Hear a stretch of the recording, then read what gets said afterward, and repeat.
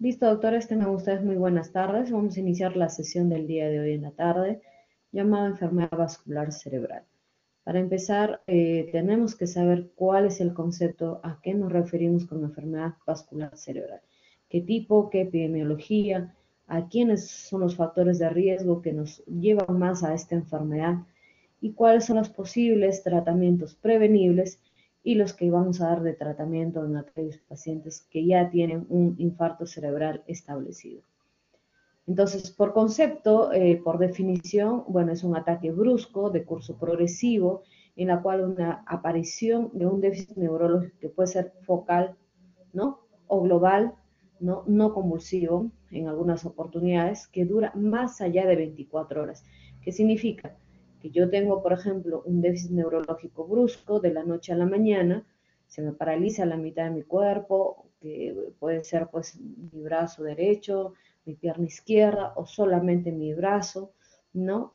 En la cual ese déficit neurológico va a durar más allá de las 24 horas, ¿no? Eso significa que es un infarto cerebral establecido, no es un ataque isquémico transitorio en la cual solamente te puede dar 24 horas un déficit motor y al día siguiente amaneces normal, ¿no? Entonces, ya una alteración más allá de las 24 horas significa que ya hay un daño o una alteración vascular a nivel cerebral, ¿no? Asimismo, el término ACV o accidente cerebrovascular también viene del término ictus cerebral. Y ya posterior el término, en general, vamos a ver si se divide ya en isquémico o en hemorrágico, ¿no?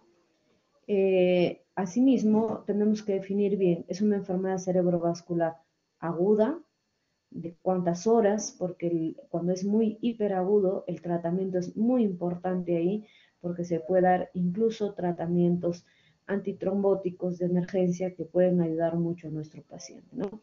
Hiperagudo es el término que generalmente se utiliza dentro de lo que es las 4 horas, ¿no? Agudo es en la primera semana y crónico más allá de los 15 días, ¿no? Y dentro de ellos también hay que definir, ¿es una enfermedad cerebrovascular? ¿Es isquémico? ¿Es hemorrágico? ¿Es solamente un ataque isquémico transitorio? ¿No? Entonces hay que definir muchas cositas ahí para lo que es la enfermedad cerebrovascular. Casi el 50% de las atenciones, sobre todo en emergencia de los hospitales, el 50% de las emergencias neurológicas son por infartos cerebrales, ¿no? Y esto no solamente es un problema médico, sino también social, ¿no? Y que genera el paciente cerebrovascular, produce también un alto costo también para las instituciones del Estado y también para la familia, porque sabemos que es una enfermedad que genera mucha discapacidad y por lo tanto produce pues un alto costo también económico, porque no es una enfermedad que se cura en 15 días o se cura en un mes. Muchas veces el deterioro o el déficit neurológico puede durar hasta 6 meses o quizás quedar con una discapacidad permanente.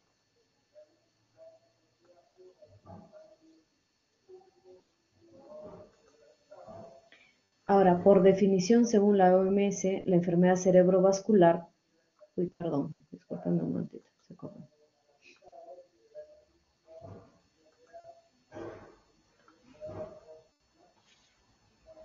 La enfermedad cerebrovascular, según la OMS, el término lo menciona como el desarrollo rápido de signos clínicos con disturbios a nivel de la función cerebral o global, con síntomas que persisten 24 horas o más, o que llevan a la muerte con ninguna otra causa evidente que el origen vascular. Aproximadamente 15 millones de personas sufren ACV por al año, ¿no? De estos 15 millones, 5 millones mueren por esta enfermedad y otros 5 millones quedan con una discapacidad permanente. En Perú es la tercera causa de muerte y la primera en discapacidad a nivel incluso mundial. Por cada ACV sintomático se estima que hay 9 infartos silentes que impactan a nivel cognitivo de los pacientes. ¿Qué significa? Hay muchos pacientes que hacen infartos cerebrales, incluso microinfartos, que nunca tienen clínica o quizás por ahí un dolor de cabeza, o sea, son silentes y a la larga llegan a la consulta porque empiezan a tener pues este deterioro cognitivo. Y este deterioro cognitivo en realidad cuando uno le hace exámenes como es una resonancia magnética, lo que vamos a ver es ahí múltiples microinfartos que en la cual no están desarrollando su cuadro demencial, no es por un Alzheimer, sino por una demencia vascular, es por los múltiples infartos cerebrales que desarrolla el paciente. Un momentito, por favor, doctores, que me está entrando una llamada del hospital, discúlpenme un momento.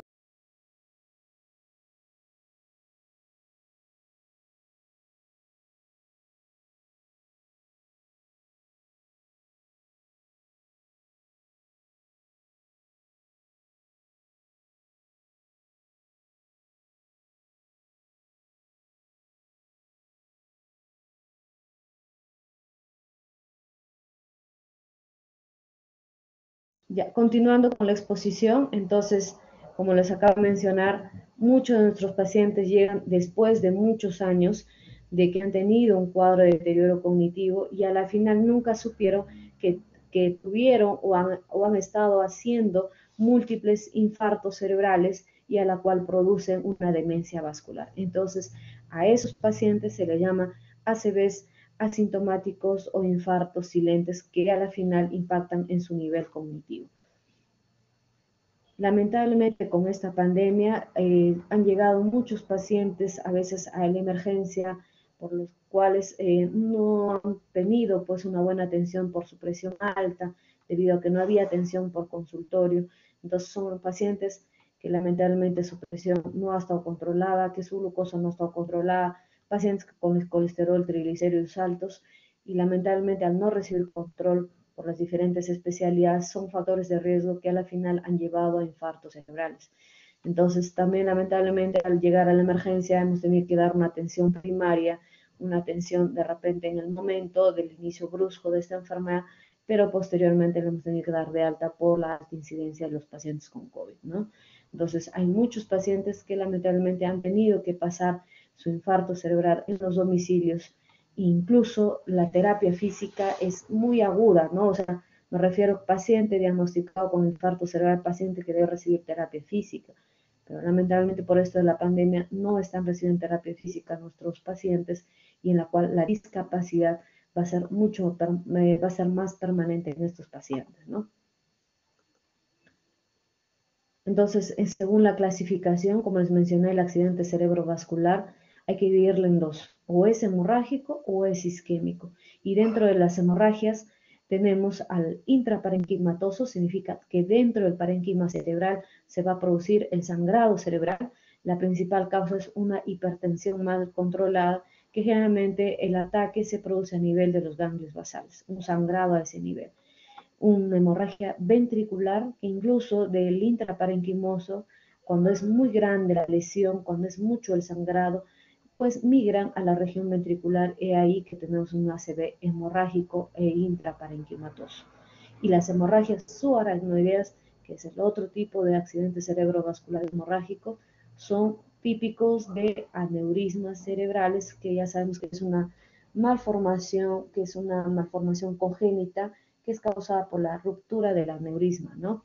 Entonces, esta hemorragia subaracnoidea es de inicio muy hiperagudo, generalmente se presenta en jóvenes, ¿no? Adultos jóvenes.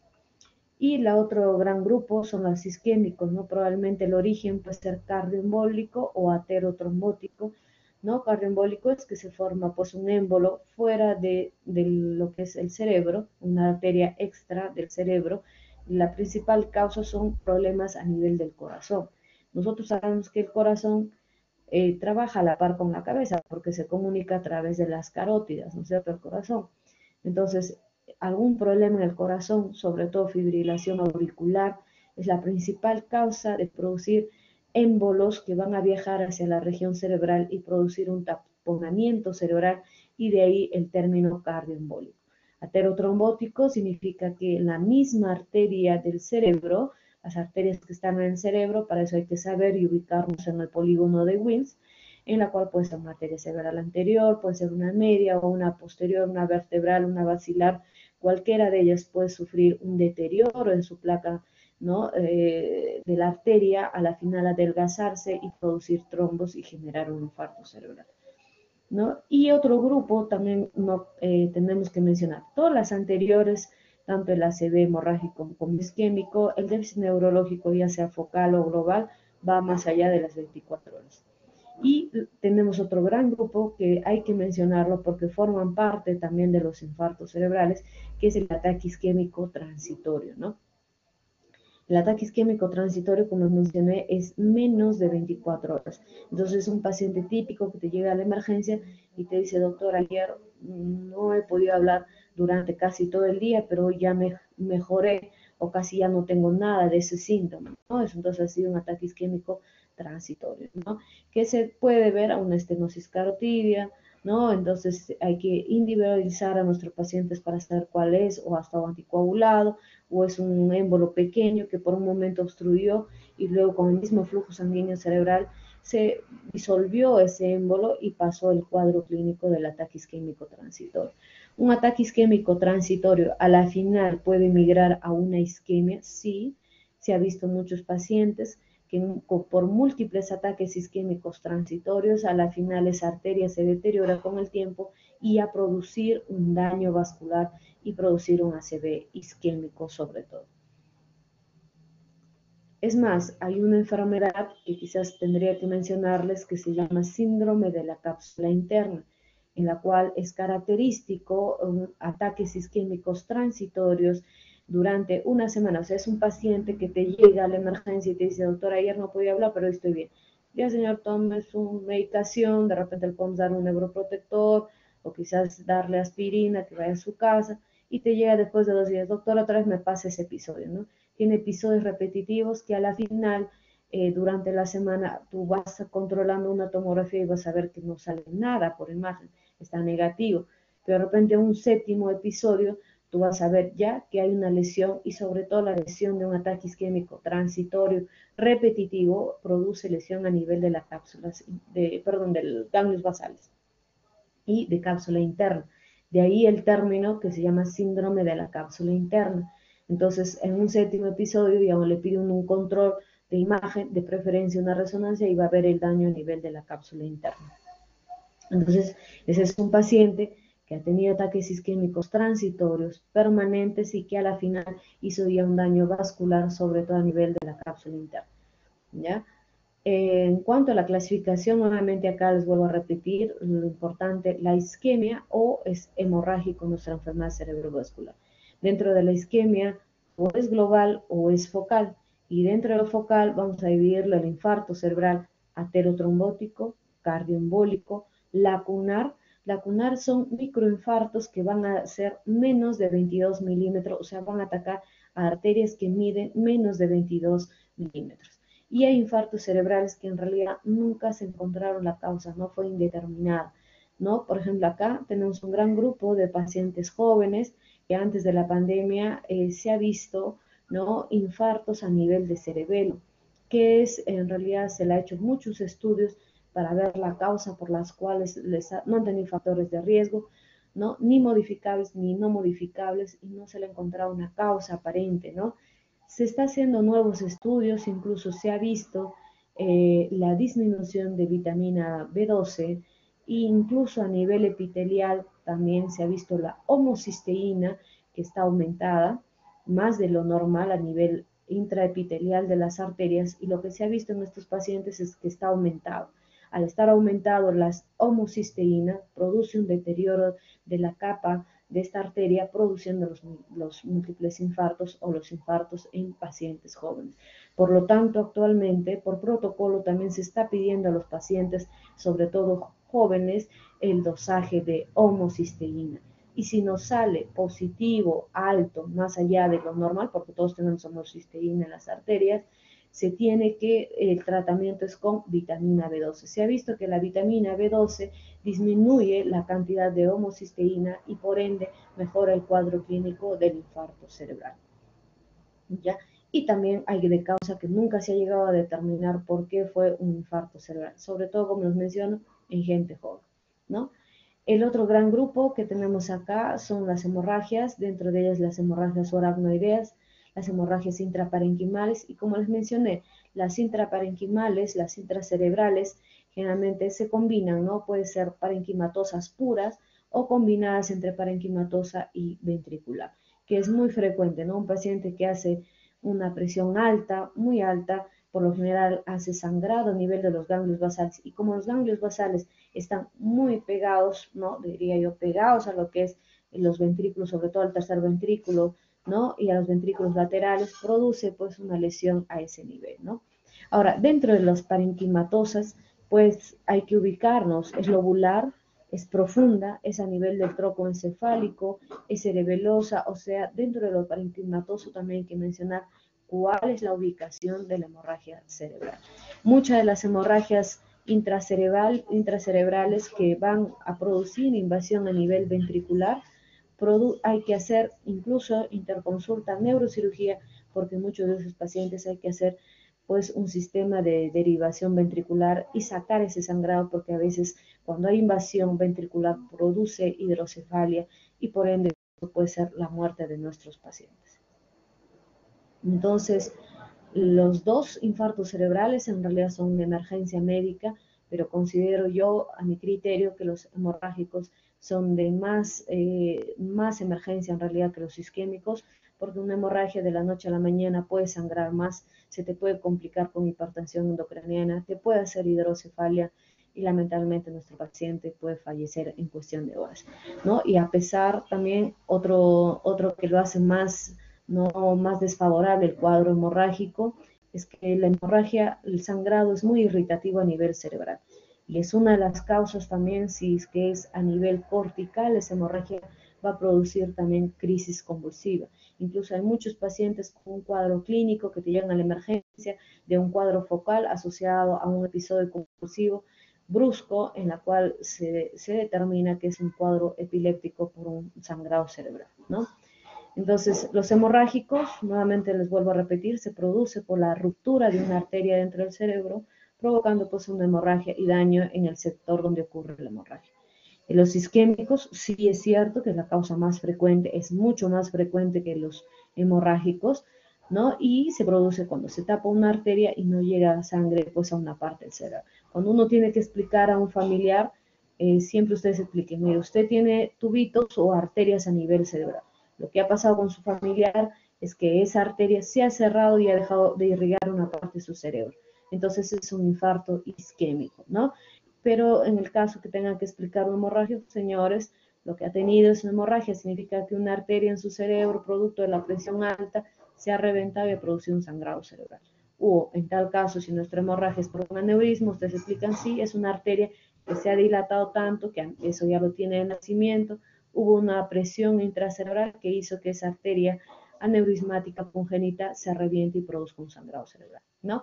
Porque los pacientes cuando llegan a la emergencia o los familiares, sí le da un derrame, pero no es todo derrame, sino hay que explicarle a los pacientes cuál es la causa y por qué lo llevó y para que entiendan. Considero que un familiar debe saber siempre lo que tiene un paciente, debe saber entender cuál es la enfermedad que tiene y cuál es el tratamiento, porque cuando uno no explica al familiar, de ahí vienen los problemas, doctores que dicen, no le explicó el doctor, no saben lo que tienen, no lo han explicado, mi familiar sigue igual, entonces hay que explicar también a los familiares el cuadro que está presentando nuestro paciente y la discapacidad que muy probablemente tenga en adelante. Entonces, entre el 80 y 85% de los ACVs son isquémicos, mientras el 10 al 15% restantes son hemorrágicos. Dentro de ellos, las hemorragias intracerebrales y las hemorragias subaracnoideas, ¿no? En la clasificación, cuando uno determina rápido qué tipo de infarto cerebral es, va a ser muy bueno porque a más rápido la atención mejora el pronóstico, ¿no? Mejora la discapacidad y podemos reducir los factores de riesgo, ¿no? Entonces, si uno hace unas medidas de soporte inmediato, ¿no? En la fase más aguda, en realidad vamos a evitar a largo plazo, ¿no? Una discapacidad en nuestros pacientes. Entonces, nuevamente en cuanto a epidemiología, les vuelvo a mencionar, es la tercera causa de muerte, lamentablemente, los infartos cerebrales. El 10 al 12% de las muertes en los países industrializados, la mayoría, el 88%, en personas mayores de 65 años. Aunque les voy a comentar que en el hospital nosotros hemos tenido incluso un paciente de 25 años, incluso llegó uno de 20 que han tenido infarto cerebral.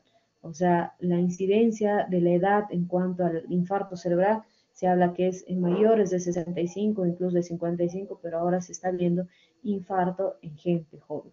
Y eso es muy probablemente a los factores de riesgo que están teniendo, ¿no? Sabemos que existe mucho la obesidad, sabemos que hay pacientes jóvenes que tienen ya desde joven triglicéridos, colesterol alto, y también no cabe mencionarles acá que hay una enfermedad llamada CADASIL, que es una enfermedad en la cual en un ambiente familiar se dan varios infartos cerebrales. Quiere decir, por ejemplo, a mi papá le dio, de repente le dio a mi hermana, a mi hijo le va a dar, que se transmite de generación en generación, asociados a cuadros de migraña, ¿no? Asociados a lo que es el infarto cerebral. Entonces, actualmente los infartos cerebrales no es tan cierto que ya se da solamente en adultos mayores, sino también estamos viendo en gente joven. Sí es cierto también que al ser joven uno tiene más facilidad de poder recuperarse, ¿no?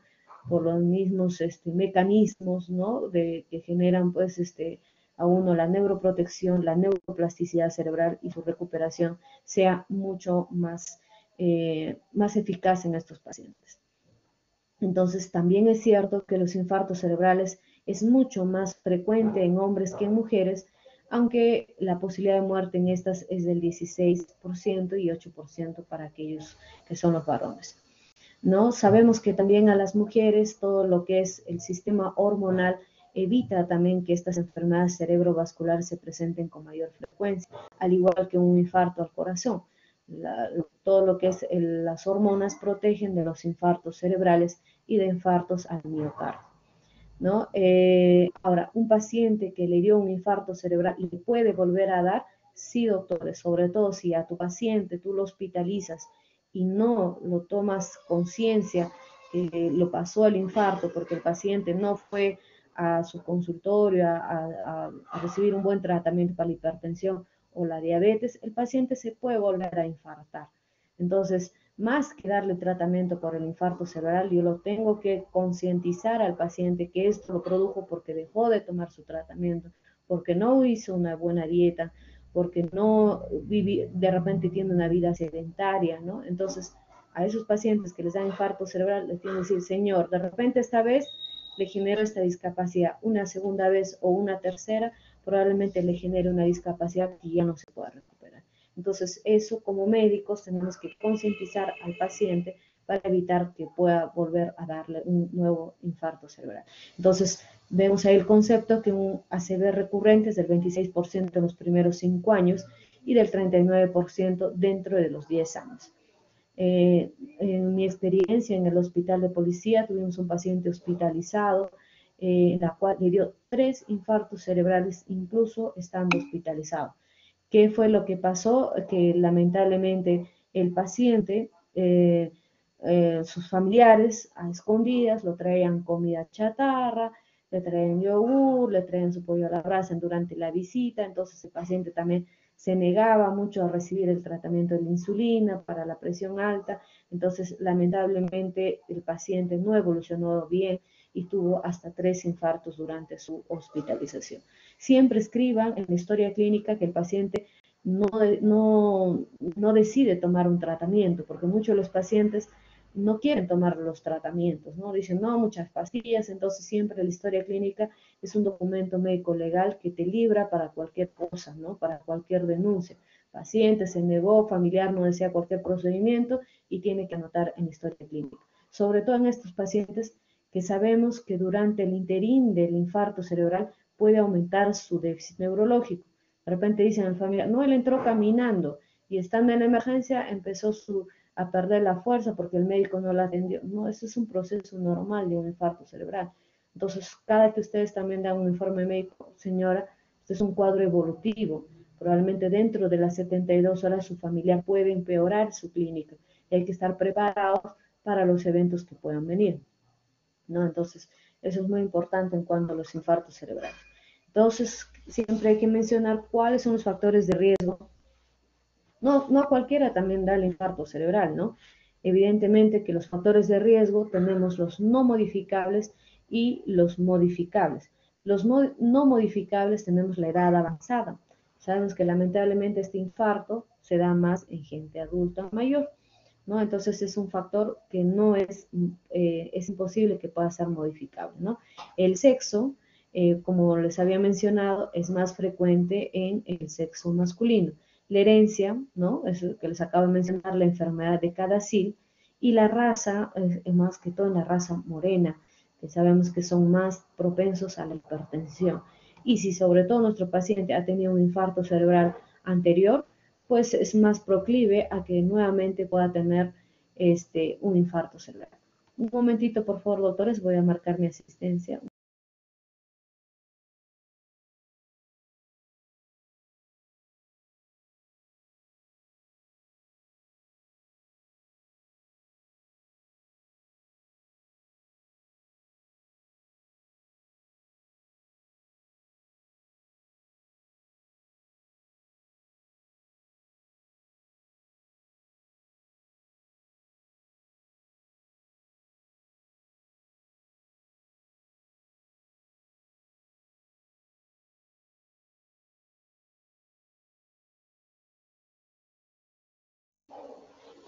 Listo, continuamos.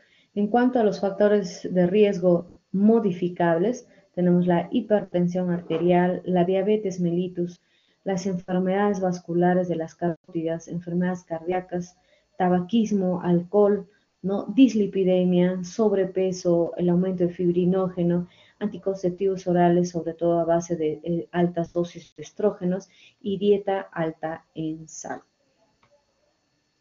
Entonces, es muy importante saber la anatomía funcional de nuestra circulación cerebral para ubicarnos en dónde probablemente esté la lesión, ¿no? Y para esto tenemos que saber lo que es el polígono de Wills, ¿no? Y saber también lo que es el homúnculo motor para ubicarnos en la lesión, ¿no? Entonces, nuestro polígono de Wills está formado por las arterias vertebrales, se forma la basilar, las arterias cerebrales posteriores, ¿no? La comunicante posterior que va a final a formar la cerebral anterior y la cerebral media que están acá a ambos lados. Entonces, cuán importante es la irrigación a nivel cerebral para saber dónde se encuentra la lesión. Entonces, es ahí la importancia de nuestro músculo motor.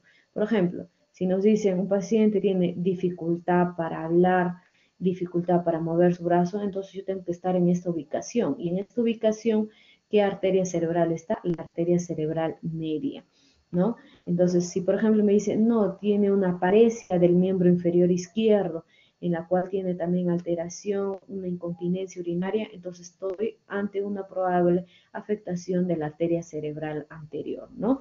Entonces, cada segmento del homúnculo motor me va a dar una ubicación probablemente a nivel cerebral, ¿no? Si, por ejemplo, me llega un paciente, ¿no? En la cual yo tengo que, de acuerdo a su clínica, saber probablemente dónde está la ubicación.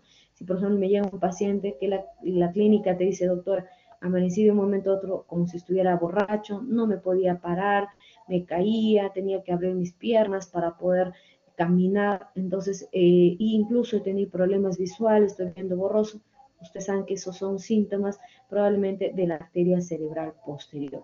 ¿No? Es un paciente que probablemente el infarto cerebral se encuentra infratentorial, significa en cerebelo o en protuberancia, ¿no? Entonces, por ejemplo, de la cerebral anterior, como les había mencionado, paciente que te llega con paresia contralateral en la pierna, déficit sensitivo, incontinencia urinaria, bradicinesia, entonces es muy probable que la arteria cerebral anterior es la que está afectada, ¿no? Y la cerebral media, cuando un paciente te llega con una parálisis facial central, déficit de un brazo, déficit sensitivo contralateral, problemas en el lenguaje, afasia, hemianopsia, apraxia, para poder realizar las cosas, entonces es muy probable que la arteria cerebral media es la que está afectada, ¿no? En la arteria oftálmica, generalmente te hablo del paciente que ha tenido una amaurosis fugaz, en la cual de un momento a otro dejó de ver, y ese es muy probablemente un infarto a nivel de la arteria oftálmica.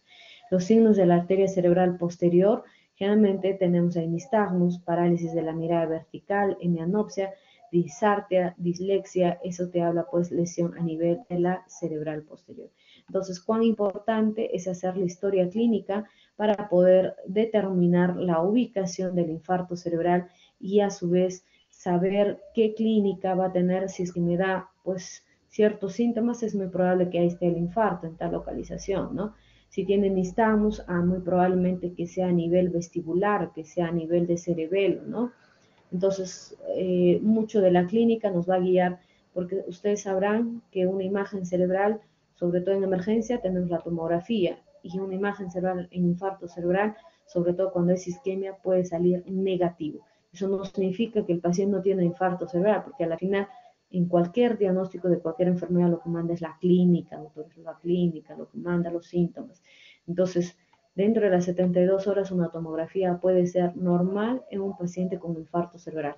Lo que manda ahí es posterior a hacer una resonancia sí te sale un infarto hasta de horas de evolución, ¿no? Entonces, eso ya más adelante lo vamos a explicar en lo que es los exámenes auxiliares. Entonces, un ataque cerebrovascular sucede cuando el flujo de sangre está disminuido en una parte del cerebro, ¿no? Se detiene por más de pocos segundos, el cerebro no puede recibir la cantidad de sangre y oxígeno y por lo tanto las células cerebrales mueren, causando un daño permanente a nivel cerebral.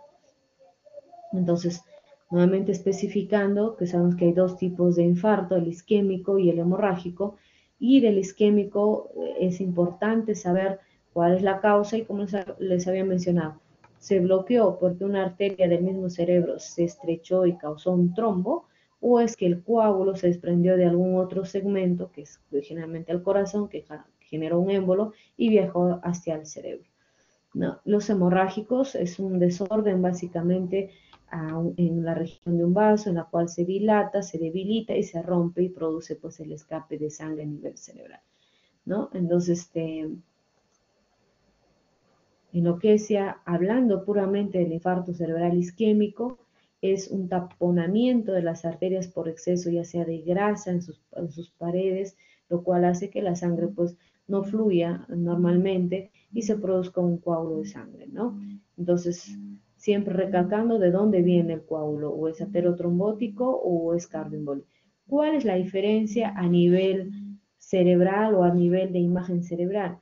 Los que son cuando es un coágulo, un aterotrombótico, la lesión es única a nivel cerebral, doctores.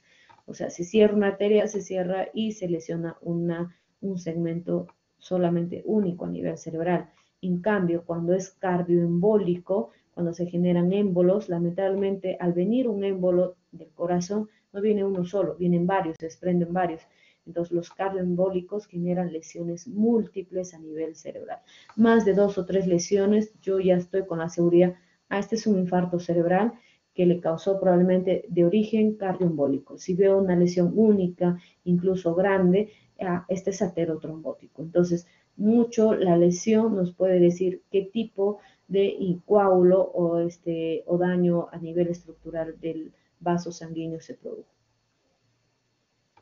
Entonces, dentro de los infartos isquémicos que habíamos mencionado, existen los trombóticos, los embólicos, los lacunares, que ya les mencioné, que son los típicos microinfartos cerebrales, y representa, pues, como les mencioné, los isquémicos son el 88% de los ACVs. Entonces, trombosis, como les mencioné, es una arteria a nivel cerebral. En cambio, el émbolo es un desprendimiento de alguna zona del corazón que viaja y genera, pues, un émbolo cierra por lo general 3 a 4 arterias y se generan lesiones mucho más grandes y se generan lesiones múltiples, ¿no? Entonces, esa es la diferencia entre una y otra. Entonces, ¿qué es lo que pasa a nivel de fisiopatología en un infarto cerebral? El flujo sanguíneo cerebral normal es de 50 mililitros por 100 gramos por minuto. Eso es lo normal que es el flujo sanguíneo cerebral. Lamentablemente, cuando hay un taponamiento a ese nivel de esa arteria, va a disminuir el flujo sanguíneo cerebral, que mientras va disminuyendo el flujo cerebral, va produciendo lesiones a nivel cerebral, ¿no? Si baja un 25%, va a haber edema, aumento del lactato. Si baja más a un 20%, va a haber pérdida de la actividad eléctrica cerebral. Y si baja a un 10, ¿no? A 10 mililitros, si hay una falla de la bomba sodio-potasio y por lo tanto hay muerte neuronal y en la cual ya se produce el infarto cerebral. Siempre hay una zona de penumbra. ¿A qué significa eso? Si yo tengo una lesión cerebral, por ejemplo ahorita, en la cual tengo un déficit neurológico, esta zona de penumbra va en las 72 horas que yo les comentaba, puede aumentar y llegar a la muerte neuronal. Entonces nuestro paciente ingresa con una paresia de repente a la emergencia y en el transcurrir de las horas esta zona del flujo sanguíneo va disminuyendo y se va produciendo pues una hemiplegia, ¿no? De lo que entró hemiparético, el paciente puede evolucionar a una hemiplegia. Entonces uno da tratamiento no para el infarto ya establecido, porque ahí ya no se puede hacer nada, sino lo que nosotros tenemos que actuar ya en el momento es por esta zona de penumbra, o sea, evitar que nuestra arteria se vaya taponeando y vaya produciendo la muerte neuronal y por ende el infarto cerebral. O sea, el tratamiento va dirigido a esta zona de penumbra.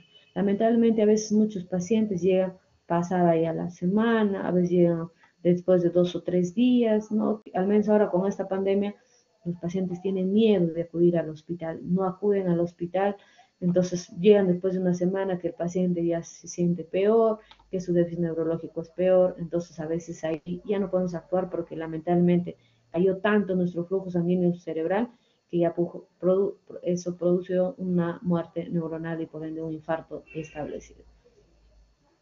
Entonces, en lo que es en términos, vamos a mencionar que el flujo sanguíneo cerebral en promedio es 50 mililitros por 100 gramos de tejido por minuto. Quizás de estos 50, el 80 mililitros, si yo le divido en 80 y 20, de estos 50, 80 va a la corteza y 20 hacia la sustancia blanca, ¿no? Cuando disminuye el flujo sanguíneo a 30 y hay una disfunción eléctrica celular, en la cual las células nerviosas pierden su función operativa, pero no comprenden su viabilidad debido a que los procesos energéticos básicos todavía se mantienen, ¿no? Pero ya cuando baja el flujo sanguíneo cerebral a mayor de 18 mililitros, probablemente ya hay una lesión estructural produciendo ya una destrucción de la membrana, ¿no?, vascular y por ende muerte celular y por ende el infarto establecido. Entonces, los mecanismos principales del ACV isquémico, volviendo a repetir, la oclusión de un vaso intracerebral por un émbolo de origen distante, por una trombosis in situ dentro del vaso intracerebral y la deficiencia de irrigación causada por estenosis del flujo de grandes vasos extracraneal o también llamada parteaguas. Entonces, como les mencioné, actualmente también se habla mucho de la homocisteína como un causante de también deterioro de la íntima a nivel de los vasos cerebrales, ¿no? Entonces, y que les mencioné que actualmente se hace un dosaje de homocisteína, sobre todo en pacientes jóvenes.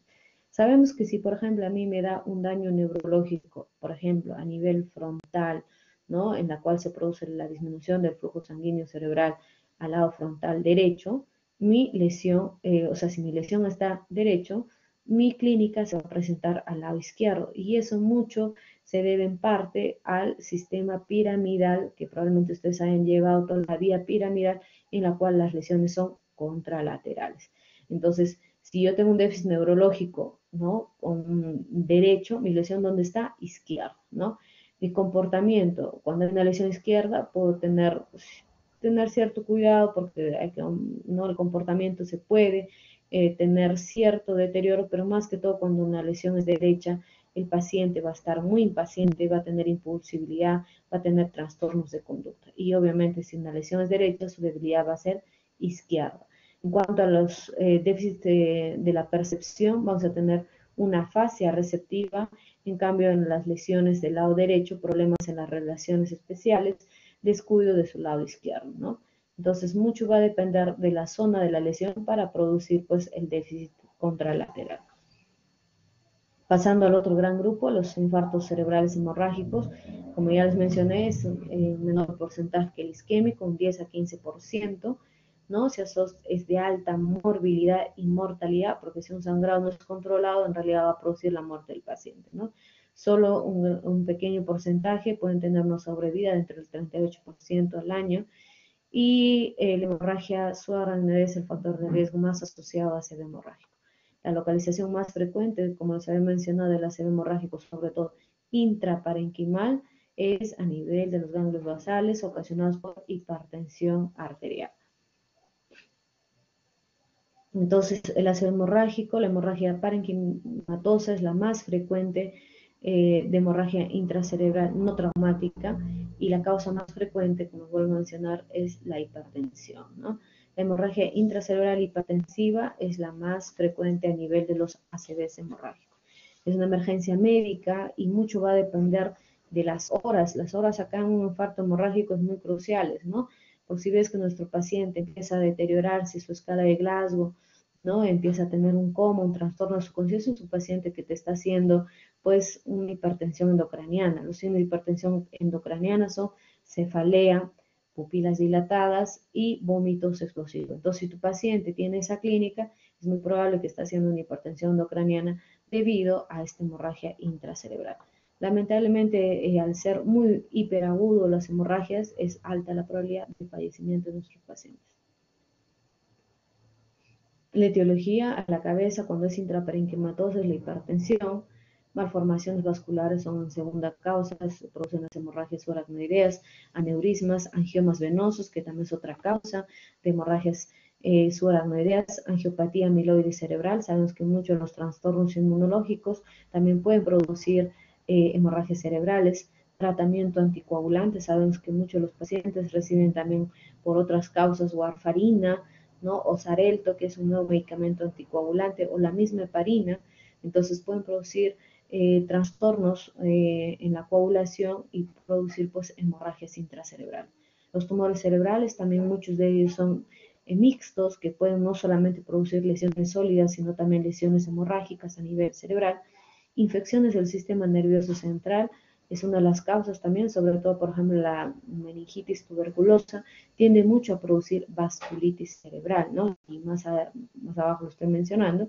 Y algunas infecciones también del sistema nervioso central pueden ser sangrantes. Discrasias sanguíneas, drogas, dentro de ellas tenemos la cocaína y anfetaminas. No quiero dejar acá de mencionar también, tuvimos un paciente adulto joven de 22 años que llegó a la emergencia porque le dio un infarto cerebral. Se le buscó todas las causas, todo salió negativo. A la final, haciendo una ampliación de su anamnesis, el paciente comentó de que días antes al episodio de su infarto cerebral había consumido el sildenafilo, o comúnmente llamado el Viagra, en 3 tabletas por vía oral, lo cual había producido una vasoconstricción cerebral por el exceso de la dosis del medicamento y produjo el infarto cerebral. Así es que siempre hay que hacer una anamnesis, ¿no? A veces a los pacientes. Uno de ellos también nos llevó a un infarto cerebral por el consumo alto de cocaína que había tenido nuestro paciente. Entonces, es muy importante hacer la anamnesis, ¿ya?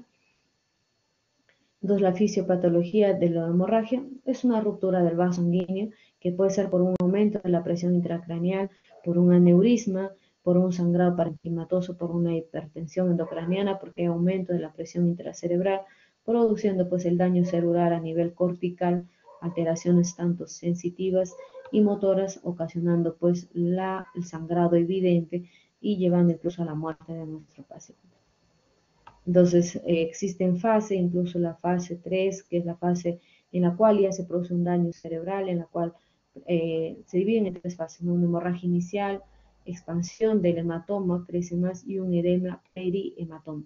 Así como hay una zona de penumbra en los infartos cerebrales isquémicos, hay una zona de edema perihematoma que puede empeorar durante el transcurso de las horas en un infarto hemorrágico, ¿no?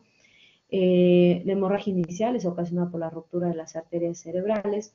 Al expandirse el hematoma, pues aumenta la presión intracraneal, hay un desequilibrio en la integridad tanto del tejido, de los vasos y del balance hidroelectrolítico. A la final, todo este sangrado también produce una obstrucción del flujo sanguíneo venoso, aumento de la liberación de tromboplastina a nivel del tejido y produce una coagulopatía. Entonces se genera todo un trastorno a nivel vascular, en la cual el hematoma, si es más allá de 30 milímetros, puede aumentar el porcentaje de muestra de nuestro paciente. Y el edema perihematoma produce, pues, la etiología primaria del deterioro o la desorientación neurológica de nuestro paciente. El 40%, como les había mencionado, de las hemorragias no solamente se quedan a nivel subaracnoideo o intraparenquimatosos, ¿no? La gran mayoría migra hacia los ventrículos y de ahí la hipertensión endocraniana, ¿no? A mayor hemorragia intracerebral, mayor evolución en 30 a 90 minutos, la cual nuestro paciente puede ir peor, ¿no? Entonces, es muy importante lo que es el manejo primario de inicio de nuestros pacientes con una hemorragia cerebral. es muy importante el diagnóstico tanto para el ACV isquémico como el hemorrágico, es la historia clínica, ¿no? Sabemos que los dos es de inicio brusco, pero cuán importante es saber qué antecedentes ha tenido el paciente, qué edad tiene nuestro paciente. Si a más joven, primero hay que pensar en una hemorragia cerebral, ¿no? Más que un infarto isquémico, ¿no? Preguntar si tiene presente diabetes, si es un paciente, si ha consumido alguna sustancia tóxica o ha tomado algún medicamento, ¿no? Cuán importante es el examen físico. Si yo veo un paciente con dolor de cabeza intenso, un cuadro focal, una pupila dilatada, tengo la alta sospecha de que puede ser una ruptura aneurismática, ¿ya? El examen de laboratorio sí, porque a veces te llegan los pacientes que de repente le encuentran en la calle, ¿no? Que le encontraron desmayado, no sabemos si es diabético, es hipertenso, entonces hay que pedir exámenes de laboratorio, ¿no? Para controlar también esa glucosa, para controlar esa presión alta. Lo ideal, cuando llega un paciente de emergencia, no se desesperen, doctores, en bajarles mucho la presión arterial, porque de una u otra forma, la presión alta es un método para proteger ese flujo sanguíneo cerebral que está bajando en nuestro paciente, que está haciendo un infarto cerebral. Obviamente, lo que hay que medir no solamente es la presión arterial, sino la presión arterial media. Si la presión arterial media te va más allá de 110, sí es indicativo bajar la presión, pero despacio. No se esperen en darle, no hay que ponerle 3 furosemidas, hay que darle diurético, hay que poner la aspirina, hay que poner captopril sublingual. O sea, lo bajas hasta lo mínimo la presión arterial y peor, el cuadro isquémico es mucho peor en estos pacientes. Los síntomas es muy importante, ¿no? Te va a ubicar también en la cual, dónde está la lesión, ¿no? Tiene la debilidad de un brazo, de una pierna, de una cara, del cuerpo, se entumeció tiene sensibilidad alterada, hay cambios en la visión, es un paciente que te entiende, tiene una fascia de Broca, habla bien pero no te entiende, es un paciente que de repente entiende pero no puede hablar, una fascia de Wernicke, ¿no? La fascia de Broca es un paciente que no te puede hablar pero sí te entiende, ¿no? Es la fascia de Broca. La fascia de Wernicke es un paciente que no te entiende y habla parafasias, ¿no? Es un paciente que te habla pues hasta de más, pero no entiende lo que tú le estás diciendo. Es una fascia sensitiva o de Wernicke, ¿no? Dificultad para la deglución, no puede pasar la comida, ¿no? Si no te puede pasar la comida, tiene problemas para deglución, es muy probable que la lesión se encuentre a nivel de tronco, de protuberancia. Es un paciente, si hay alteración de la memoria asociada a un cuadro neurológico, es muy probable que la lesión esté a nivel temporal. Si un paciente llega táxico con nistagmus, ya está más cantado que es una lesión a nivel de cerebelo. Vértigos, ¿no? Pérdida del equilibrio, la coordinación, es muy probable que la lesión esté a nivel de cerebelo, ¿no? Cambios también en el estado anímico, ¿no? También eso es muy importante. La lesión está en cuerpo calloso, está somnoliento, ¿no? Tiene movimientos incontrolados de los ojos, los párpados caídos, o sea, hay alteración, hay alguna oftalmoparesia, está tomando algún par craneal.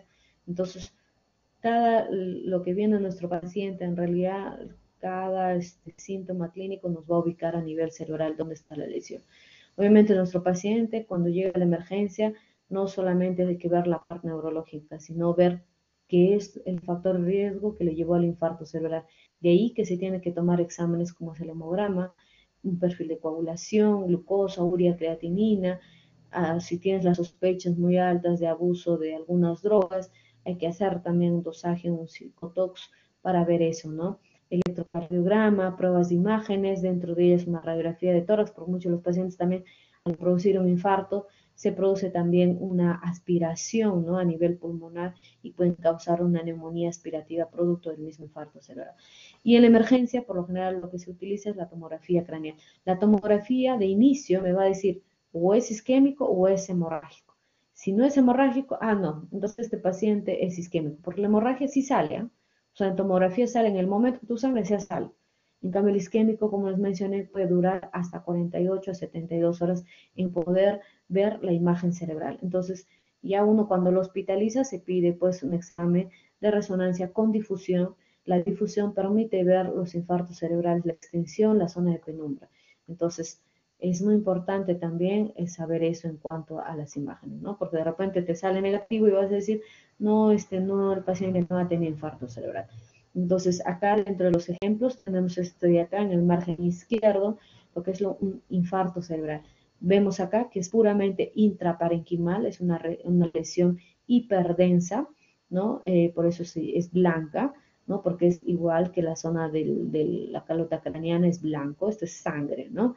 Y acá vemos la principal causa de hemorragia intraparenquimal, ya les mencioné, es hipertensión arterial no controlada. Acá vemos cómo tenemos una hemorragia cerebral intraparenquimatosa a nivel de ganglios basales, porque es tan extensa que incluso invadió los ventrículos laterales. Y si soy más preciso en la imagen, puedo ver cómo esta imagen incluso está produciendo desviación de la línea media, ¿no? Entonces, este paciente en cualquier momento nos va a hacer una hipertensión endocraniana. Acá veo, en cambio, en mi margen derecho, una imagen en la cual veo una lesión hipodensa. Como ustedes podrán ver, es muy diferente a las lesiones de acá, que se ven blanco, acá se ven más grises, más oscuras. Esta es una lesión cortical, probablemente de un infarto cerebral isquémico. Acá vemos otra más, es un infarto isquémico, como ustedes podrán ver, muy extenso, muy grande. A diferencia de este, es un hemorrágico que es también extenso y también tiene desviación de la línea media. Este también, ¿no? Cómo está invadiendo la lesión, la línea media, ¿no? El tratamiento, lo importante es el reposo, ¿no? Hay que prevenir las úlceras porque sabemos que es un paciente que va a estar discapacitado y probablemente va a estar mucho tiempo en cama porque no va a poder hacer mucho pues, esfuerzo debido a su discapacidad. Entonces, no es solamente tratar, como les dije, el infarto, sino todos los factores de riesgo que tienen, ¿no?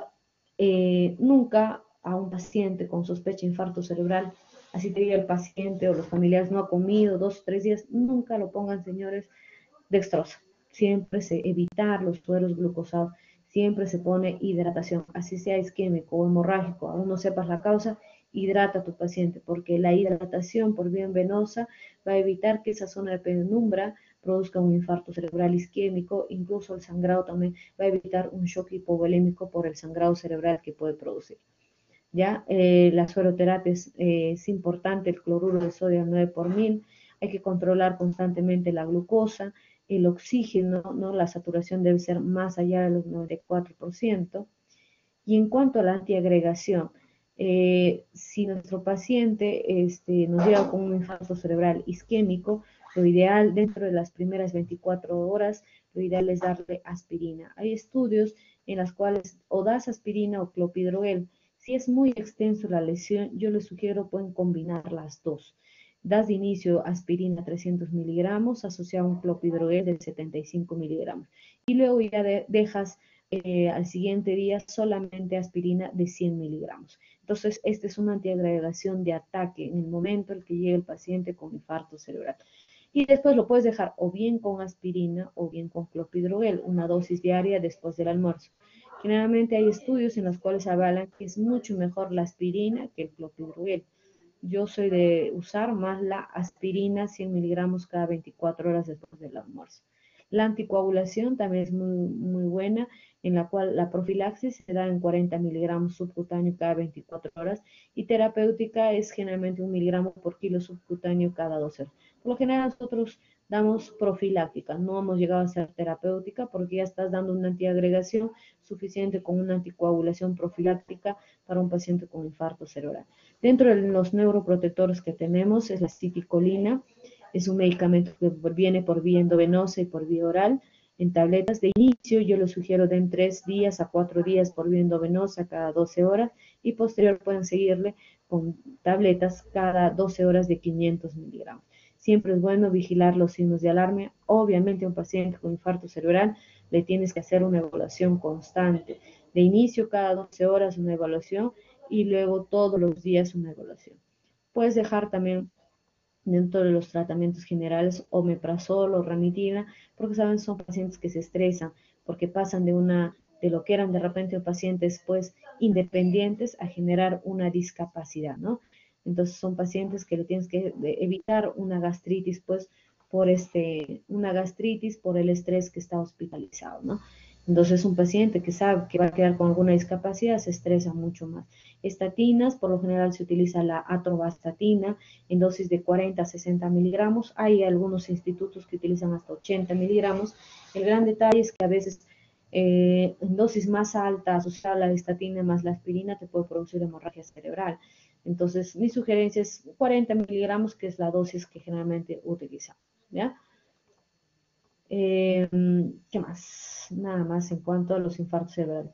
Y no olvidarse, en los pacientes con infarto cerebral, hay que hacer un estudio a posterior para ver cómo evoluciona. Como yo les mencioné, hay una zona de penumbra en los infartos cerebrales. Entonces, tú puedes pedir un control de imagen quizás a la semana o a las 2 semanas. Mucho va a depender de la evolución clínica. Si tú ves que tu paciente no está evolucionando bien, que empeora su déficit neurológico, pues tenemos que pedir una imagen cerebral para evitar eso, ¿ya? No sé si hay alguna pregunta por parte de ustedes, algo que tenga con infarto cerebral. No se olviden que los infartos son bruscos, ¿no? Un paciente que te llega con un cuadro focal brusco, con un trastorno del sensorio, dificultad para hablar. Entonces, en realidad es una emergencia médica, tanto el isquémico como el hemorrágico. Pero entre los dos es el hemorrágico. Lo bueno es que el hemorrágico es en menos porcentaje que los isquémicos. Listo, doctores. ¿Alguna pregunta?